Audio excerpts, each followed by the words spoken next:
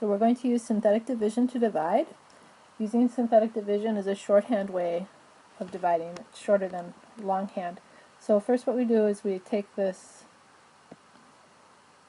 number that we're dividing by, x minus 1, and we take the negative 1 and put the opposite in a little box, so positive 1.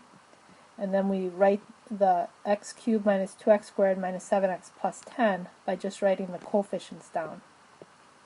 So 1, negative 2, negative 7, and 10 stand for the polynomial. We just didn't write all the x's, and we know what power of x goes with each coefficient by its position. So the 10 is on the right, so it has no x.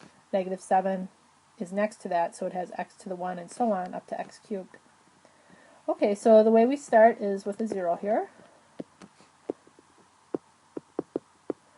And then we add. Okay, so 1 plus 0 is 1. And once you have the 1, then it's time to multiply. So you multiply by the number in this box and put the result diagonal. So 1 times 1 is 1. We'll put the 1 in the diagonal here, and then you just keep going.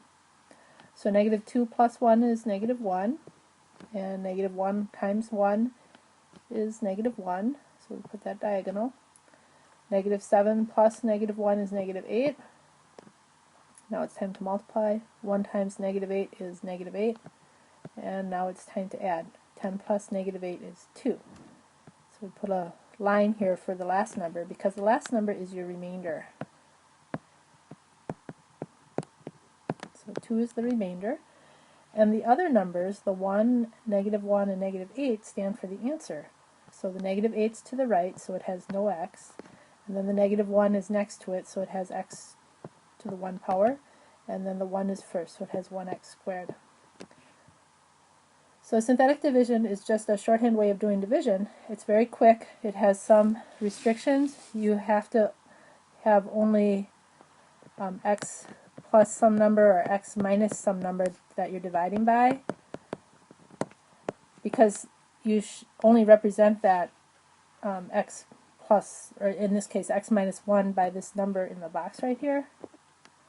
So I mean, you should get a different answer if instead of x minus 1 you have 2x minus 1 or x squared minus 1, but we don't have any way to represent that except the number in the box. So this only works when you're dividing by x plus some number or x minus some number.